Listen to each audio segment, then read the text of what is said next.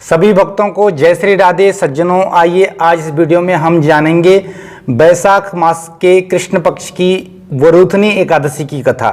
तो वरुथनी एकादशी हम ये भी जानेंगे कि कब है, इस वरुथनी एकादशी की कथा क्या है, इसका क्या महत्व है और किस प्रकार से हमें इस व्रत में नियमों का पालन करना चाहिए।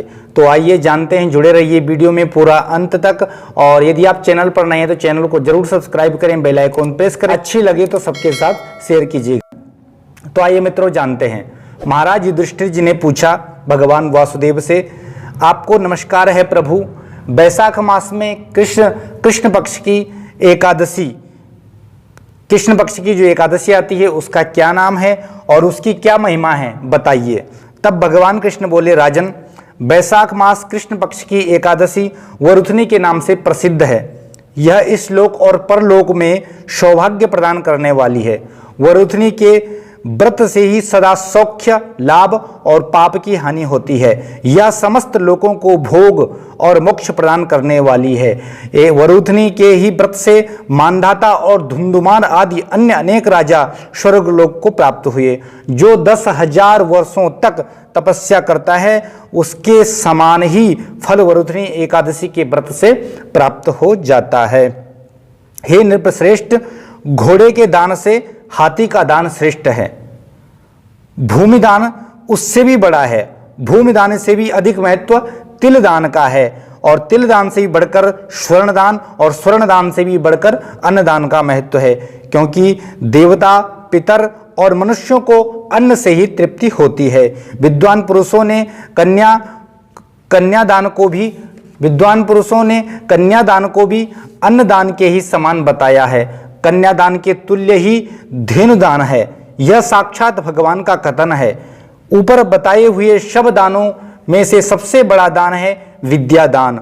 मनुष्य वरुथनी एकादशी का व्रत करके विद्यादान का फल प्राप्त कर लेता है। जो लोग पाप से मोहित होकर कन्या के धन से जीविका चलाते हैं वे पुण्य का क्षय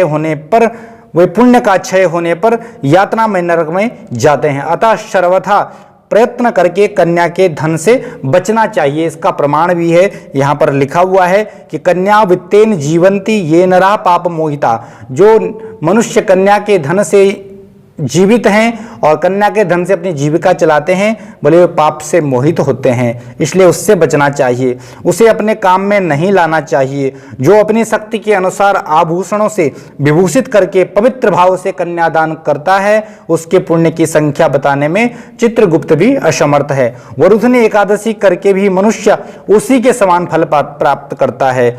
व्रत करने वाला वैष्णव पुरुष 10वीं तिथि को, इसमें नियम है कि 10वीं तिथि को हमें किन चीजों का त्याग करना चाहिए। तो 10वीं तिथि में बताया कि इन 10 चीजों का त्याग करें। कौन कौन सी? कांस, उड़द, मसूर, चना, कोदो, साग, मधु और दूसरे का अन्न, 2 बार भोजन तथा मैथुन, इन 10 वस्तुओं का परित्याग कर दें। और एकादशी के दिन 11 चीजों का त्याग करना चाहिए। कौन कौन सी? जुआ खेलना, नींद लेना, पान खाना, दातुन करना, दूसरे की निंदा करना, चुगली करना, चोरी, हिंसा, मैथुन, क्रोध तथा असत्य भाषण, इन 11 बातों को त्याग दें। और द्वादशी के दिन इन 12 चीजों का त्याग करना चाहिए। कौन कौन सी?